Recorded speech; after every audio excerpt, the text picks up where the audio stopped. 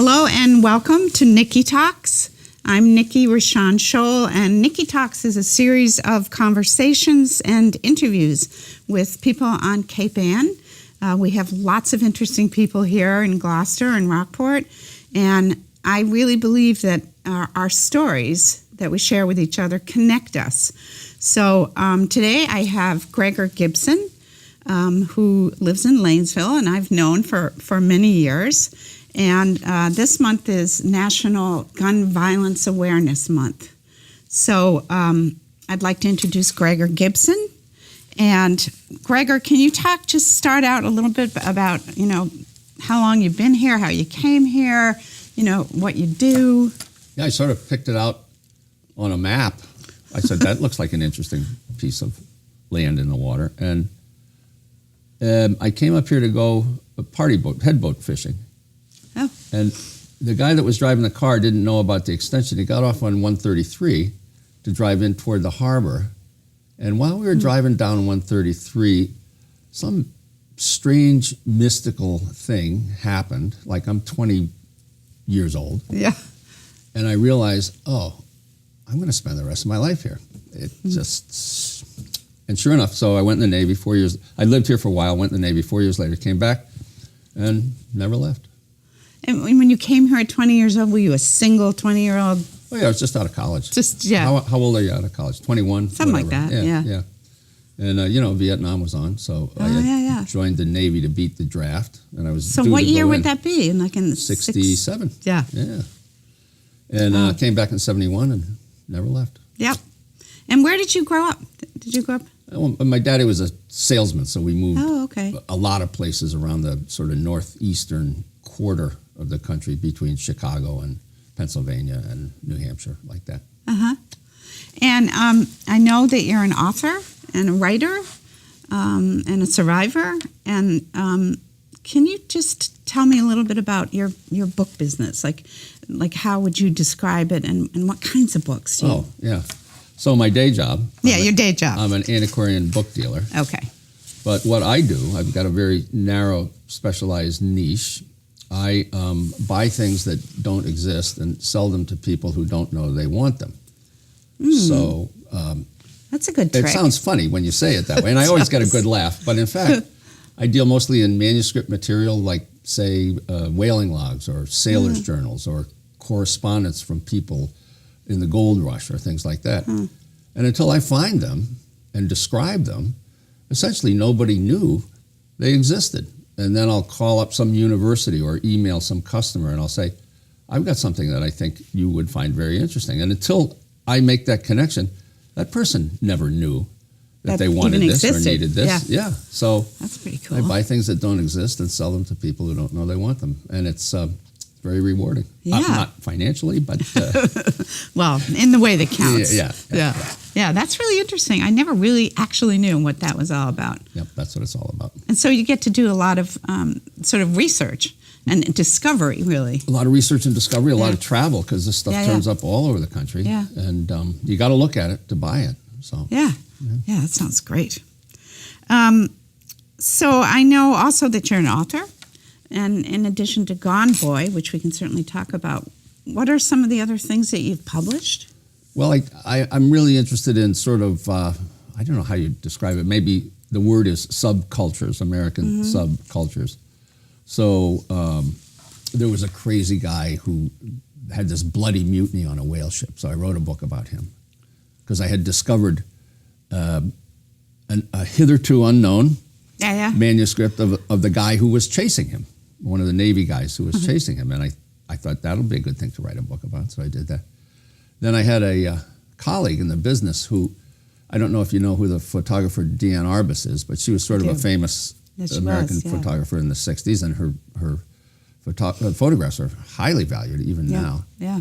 So this guy discovered an unknown archive of her photos that she took in a freak show in downtown Manhattan. I know those ones. I've seen them. And then Hubert's Freaks. Yes. Yeah, Hubert's, what is it called? Hubert's something or other. Down in Times Square. And he got so overwrought by the importance of this discovery that he went a little crazy and wound up in a nut house. And when he got out, set about trying to sell this archive and sort of redeem himself as a not crazy person. So it's that arc of the story, and that was the one that was most fun. Yeah. And then I didn't know about that. a crime novel, which was also fun to write about it because it takes place in New York in the 60s and Gloucester in the 60s, called The Old Turk's Load.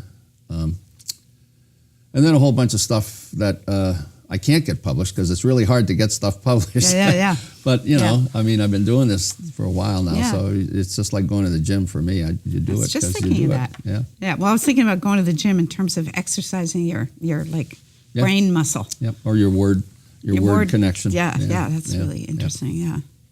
So I know you have 3 children, Galen, Brooks, and Celia.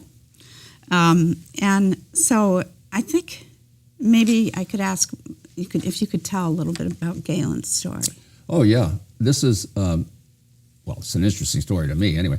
Yes. Galen was sort of an out-of-the-box kind of kid, and he was not having a good time at Gloucester High School. It bored him. Yeah. And consequently, he didn't do any work. Consequently, he was always on the edge of failing, but not from being stupid.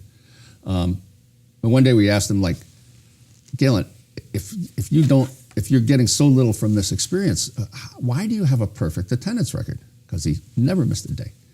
And he says, well, I'm afraid that the one day I miss might be the day that they'd have something to teach me. So he kept in there. But Simon's Rock College is an early college, they call it, out in western Massachusetts. That is, it takes kids in high school and gives them college courses. Yeah. And they graduate when they would be college sophomores. They've already taken 4 years of college courses. So they were on a recruiting campaign back in the 90s. And one day, addressed to Galen, is this postcard that says on the front of it in big block letters, bored in high school? And that was He's just like, that's me. Yeah, that was him, all right. Yeah. So he goes to Simon's Rock and he's very happy. But that the good experience that he had there was not shared by all, including this one kid who basically went around the bend and bought a semi-automatic rifle and some oversized magazines and started shooting up the campus. Galen heard there was somebody hurt outside, ran outside the door to try to help, and right into it. So as you can imagine, when something like this happens, it's the most profoundly awful thing that, I mean, Yep. You can imagine. people say, I can't imagine, but you know what? They should try to imagine because that's really important. Mm-hmm. And if you're the recipient of this kind of incident, the survivor of this kind of incident, you say to yourself, well, this is so awful. Once people understand how awful this is, they'll work together to help stop it. I mean, I see this over and over and over again, and it's a delusion, but it's just a completely sensible, logical delusion.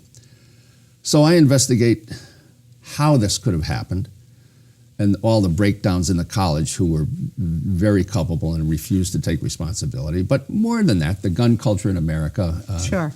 being Galen's father, our family, all of that. I write this book and I say, okay, Yeah. once America reads this, they'll all get together and Yep. we'll wipe this problem out. So the book gets published, gets great reviews, and not a ripple. Yeah. Right? This is 25 years ago. So, The book was published 25 years ago? no, Galen got killed Yes, 25 yes, years ago. It yes. took me about another 4 years, maybe Yes. 5 years to write the book and Yep. get it published. So for 25 years, I've been sitting here paying close attention because now I'm a gun control advocate, paying Right. close attention to Right. this situation in which people keep getting killed by guns and politicians do nothing about Yeah. it. 25 years. It's like, Yeah. that's amazing. And constantly on the rise. Yeah, it seems to be that way, doesn't it? Mm-hmm. And these school shootings that we hear about and the mass shootings, the Las Vegases, are just statistically just a teeny sliver of this problem. Where people are getting killed is on the streets of Dorchester and Roxbury and Baltimore. Baltimore, Yeah. all over the country. Yeah. More horribly than that, something that people don't understand enough, 2/3 of all gun deaths are suicides. Yes. So Massachusetts just passed this extreme risk protective order. I was going to ask you about that. That was just last week, wasn't it? Yeah. So what is that exactly? Well, it's legislation it's a law whose time has come in America, because after things like Parkland and Sandy Hook and all this, there's an increased awareness that we need more tools to deal with people who are a threat to themselves or others. Yeah. Now in Gloucester, in Massachusetts, our chief of police could lift that person's license. If the chief were appraised of the problem, he could rescind the license, seize the firearms. But that's a lengthy and sometimes difficult process. I mean, say the chief is a bowling buddy of somebody who's perceived to be a threat.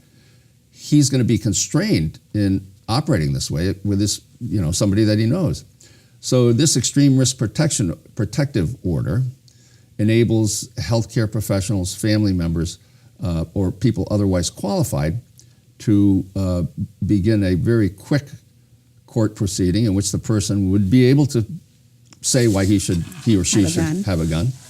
And so in seize the my weapon. role as a psychotherapist, if I had a client who I thought was potentially psychotic or dangerous and I knew that there was a firearm, I would go through those steps. I would contact the police. Without betraying your professional ethics, you would now have a tool Yeah, to make sure that he stays safe and the people around him stay safe. yeah, yeah, And if you're wrong, yeah. he has his chance in court to say, no, Right, she's missing. right. And the judge, a dedicated court, a dedicated judge to this aspect decides that. Oh, okay. So. And so, but the point being that there's an actual system to do this. There's steps to take. And, Yeah. yeah. So, and this is brand new. I know. I wanted to ask you this question because I've known you for a long time and I haven't always known, kind of what you're up to. But can you just take a minute to talk about the process that kind of the journey that you've been on in terms of going from, I don't know words to describe it, but a devastated parent to an activist? And has that been a long, slow, or were you kind of in an advocacy activist role pretty quickly? I mean, I just don't really have that history. Well, first of all this language about gun violence, Oprah believes in closure and Dr. Phil believes in forgiveness, and there's all these words and ideas, and I just think most of them experientially, in terms of my experience, are nonsense. But the journey thing, I think it does apply, and it has been. Over 25 years, you go from one state of being to another state of being. So, of course, Galen gets killed, and I become this advocate under the delusion that once people hear how bad I share my story, so people still have that delusion. Well, of course, how can you not? have to? Right? How can you not? Yeah. And then the book comes out after 5 or 6 or 7 years, whatever. I meet all these people in the gun violence prevention field. Yeah. But then I get busy with my family. I got 2 kids to raise. I got a business that I'm trying to survive in, trying to pay the mortgage and so forth and so on. Right. And I just pull back a little. Yep. I'm still paying attention to this stuff, but I'm not an activist. And then at some point, the kids are all grown up. They're starting families of their own. And I'm sitting there saying, okay, now I've jumped through all these hoops in my life. I've been born. I've got married, I've got a career, et cetera, et cetera. I got one thing left to do. Not to say in a morbid way, but the last thing left to do is to die. And I would like to do this as well as I can. Right. And one of the things about cleaning up is I don't want to be laying there saying, oh God, I wish I'd done more about this gun thing. So I say, okay, I'm going to get back into this. Just a few months after that, Galen died on December 14th. And we have a ritual. The whole family goes down to the graveyard, which is right down the street. We put up a little Christmas tree on the grave. And it sounds kind of sad and morose, but in fact, it's a lovely thing. It's something we can do as a family, including Galen, right? 2012, we're walking home from the cemetery. Celia looks at her phone. And she says, oh my God, you won't believe this. Same day, 20 years later, Sandy Hook, that kid shoots up the school in Newtown. And that was like, okay, I know I know what I got to do now, right? So basically, I decided I'd spend whatever time and energy I have left in my mortal course here, trying to do something about this. If the American public doesn't say this is awful, we've got to do something, at least I can say this is awful, we've got to do something. So I reached out to some of the people in Sandy Hook, so forth and so on. It turned out that one of these people, Mark Barden, whose son Daniel was killed, Daniel, his 6-year-old, was born on the same birthday as Galen, and of course he died on the same day as Galen, and this horrible, what is that, coincidence or something? Anyway, people became interested in that, and it was something Mark, Daniel's father, and I could use as a, I suppose you'd say a tool to draw people's attention to the reality of this problem. He started, so I'm a writer, I go off and do what I do, and I'm an activist, and I'm an organizer and all this. Mark took a very different course, and this is interesting. He was instrumental in founding a group that educates people, not just in schools, but in all social situations, how to identify, how to answer, how to aid people who potentially are capable, perhaps, of doing something like this. And they've got, hard evidence that in many cases, they've been able to avert some kind of tragedy. Because of indicators that they have. It's not just profiling. It's a program of education. It's about providing support. It's about recognition, support. It's a whole, curriculum of what can we do about this problem? Okay, and who gets to hear that or see that or experience that? Oh, they travel all around the country. I mean, it's one organization. You have to know about them and want them, and they will come. And what's the name of the organization? Sandy Hook Promise. Sandy Hook Promise. Yeah. It's really, so anyway, I'm out there doing the political thing. Yeah. Mark and his people are out there doing a social thing because this problem isn't just about laws. So we got 300 million guns already out there. A gun for everybody, right?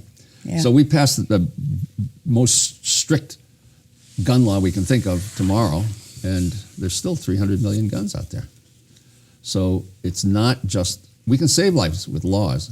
We've proved that in Massachusetts. We have some of the strictest gun safety laws in the country, and guess who has the lowest gun death rate in the country? Anybody want to take a guess? Massachusetts. Right. Maybe it's just a coincidence? Probably not. Probably not. Yeah. So there are a lot of ways you have to address this issue. And like the gun guys say, and they're absolutely right.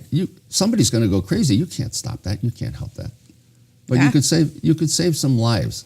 And if we can save some lives, why don't we? We're better than this. The one they always use is automobiles. We could save lives with seatbelts. So we got seatbelts. And guess what? We saved lives. It's amazing, isn't it? Yeah. Just something as simple as that. Yeah, I remember hearing you say, I can't remember if it was recent even, but it was along the lines of, if people don't wake up after, the murder of kindergartners and first graders, and what would it take to make people wake up and say, we cannot just sit and watch this happen? That's a question a lot of people ask, and to be honest, I've stopped asking. Because I'll tell you what. Well, the answer. That's partly why. If you took a room like the auditorium at O'Malley and filled it up with a random selection of Americans and said, okay, everybody who's been affected by gun violence, raise your hand. There'd be a certain percentage of hands that would go up. Right. But in fact, every hand in that auditorium should go up because everybody's affected by gun violence. This plague cost the American economy $260 billion a year. That's about 13 million a day. And who's paying those bills? For lawyers, for emergency rooms, for psychologists. Who's paying those bills? We're paying those bills. So are you affected by gun violence? You bet, man. Kids in Parkland get shot, America bleeds. Yep. Right? Yeah, I think people do not understand that. But you know, I mean, hopefully that's going in that direction, as just in terms of education and lighting up the I think light bulb. We've got to understand that we're better than this. Yeah. This should not happen, and we shouldn't be letting it happen. Yeah. So before I move into this next series of questions, I have a quote that I came across that I thought about you, and I thought I'm just going to bring that to the TV show. So there's a story about Gandhi that reveals how daring and profound his idea of compassion was. A man whose daughter was killed came to Gandhi in anguish, saying that he would stop fighting if the great soul would eat. Gandhi knew the healing was deeper than just stopping the violence, and so he told the man that he would eat only when the tormented father embraced the man who killed his daughter. It is said that the man collapsed in tears, but then did as Gandhi asked, and the great wars came to an end. It's a beautiful quote. Wow, that's quite a story, too. It is. So I wanted to ask a little bit about the person who killed your son. Yeah, well, I don't know if he'd use those words, but in my view, he went crazy. He had a psychological break. He felt commanded to do this thing. And for years after that, he was just ardent in his belief that he was just doing what he'd been. In fact, he got angry at his public defender because he thought the public defender should do more research into the lives of the people that he randomly killed, and then it would be revealed why God had chosen them to die. Like, that's pretty nuts. So he was in that sort of state of mind. Yeah, it seemed to me. Yeah. So then at some point, through an intermediary, I receive information that he wishes to write to me and express his remorse and accept responsibility for what he's done, which incidentally, the college that allowed this to happen still has not accepted responsibility for letting it happen. So here's the killer wanting to accept responsibility for this thing. And that's really strange. How do you get from where he was to this place?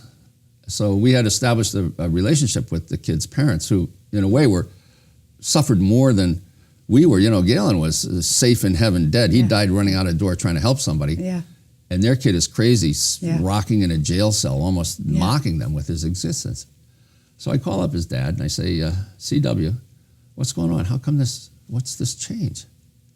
And he says, Greg, he read your book. And I'm like, oh, that's just... So we begin this correspondence. All right, I will write to you, I'll accept your apology if you, take responsibility for this thing. Immediately he does. We begin writing back and forth. Not at any great volume, but occasionally. How's your parents, or so forth and so on. Can you believe this gun law, blah, blah, blah. So at some point he begins doing prison art. He does these nutty drawings and engravings. I mean, what do you call that? Needlework, embroidery. And through an outside person, he sells this stuff on the interweb. And he gets paid. And that money goes to the Gale and Gibson Fund, which is our 501c3 that donates money to Gloucester Education Fund, Gloucester Writers Center, but also small grants to people who, for example, need some money to bury their kid, stuff like that. It's direct, there's no administrative cost, it just goes right. So over the years, our biggest and most consistent donor to the Gale and Gibson Fund is this guy in jail. So about 10 years ago, some lawmaker in Texas, of all places, gets righteous about this. Why should criminals be profiting from their crimes? So, of course, all the reporters, I get calls from all the reporters who, and he cites Wayne Lowe, he cites my guy, the killer, as the prime example of this. So I get a lot of calls from national and local media looking for some good parental outrage to support this thing. Right. And I'm like, well, we're very good at punishing people, but we're not really very good at all at giving them an opportunity to atone for their crimes, or even making a space in which they can do this. So I think what the kid is doing is fine. And that was a big lesson to me in what the media thing is all about, because they'd already written the story. And I said something that didn't fit into the story. Yeah. I disappeared. Nothing. Yeah. Yeah, that's exactly. Yep. That's how it works. That thing never showed up anywhere. It was just, they found somebody else to do the outrage, right? And then the whole thing died down. So some years after that, some clown wrote a book about ritualistic gun violence in school shooting. And I got a letter from the killer. He says, Mr. Gibson, somebody's plagiarizing your work. So I buy the book, I read it, and sure enough, he's lifted whole sections of interviews that I did with these kids, except I gave them false names. And he uses their names in the book as if they were real people, as if he had done the interview. And I called him out on it, and he just admitted his crime and crawled back into his hole.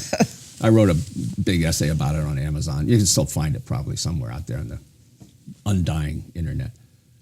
And then I get a letter from the killer, and he's just like distraught. He's beside himself. I said, not only did I ruin all these lives with my act of killing and violence, now I've ruined this guy's career. And I'm like, no, relax, man. You did the right thing. You called him up. He says, oh, thank you. And then I sit down, and I'm like, okay, here I am comforting the man who killed my son. I mean, how bizarre is that? So when you say journey, to get back to the original question, it's like I'm just putting one foot in front of the other. But it goes to these strange, unpredictable places. So we're almost out of time, not surprisingly, and I have a million other things I want to talk about and left out a lot of questions. But I did want to end with you maybe just talking a little bit about people really want to know, what can I do? People really want to know. So if you could talk a little bit about your sense of that, and, I was reading the, I think, 7 or 8 recommendations from the Parkland kids, and if you could just talk a little bit about that and a little bit about what people could do to reach out to whatever organizations you might recommend. Well, I work for Everytown for Gun Safety in America. They have a national survivor network, and I'm an organizer for them. And I also work for Moms Demand Action, which is a co-group with Everytown. You can Google them and find out how to get involved with them, whatever you want to do. But, 4 years now, Obama said this great thing. He says, people ask me just what you asked. What can I do? Yeah. And Obama says this, I tell them, for this cycle or the next cycle or however many election cycles it takes, you have to be a single issue voter because that's what they do, right? Yeah. It's the NRA. They just vote thumbs up or thumbs down. Yeah. You're for guns, you against guns. Boom, like that. And they've got a very dedicated cadre of people out there doing it. So a political answer is, if you can possibly be a single issue voter, go ahead. But more than that, call your senator, call your rep. Stay in touch with these people. Let them know you're there and you care about this. Paying attention. Because they're politicians. They want to get elected. Yeah. They have an electorate out there to whom they're responsible. And if they get the sense that you have the power to vote them in or out, they'll listen to you. Yeah. So what can you do? Yeah. You can do like that. That's that. Yeah, that's helpful. Thank you. And I just want to thank you for being here, Gregor. It's a pleasure. Yeah. Wind me up, I just start talking. Yeah, no, it's great. We could go on for hours. Thank you. Sure.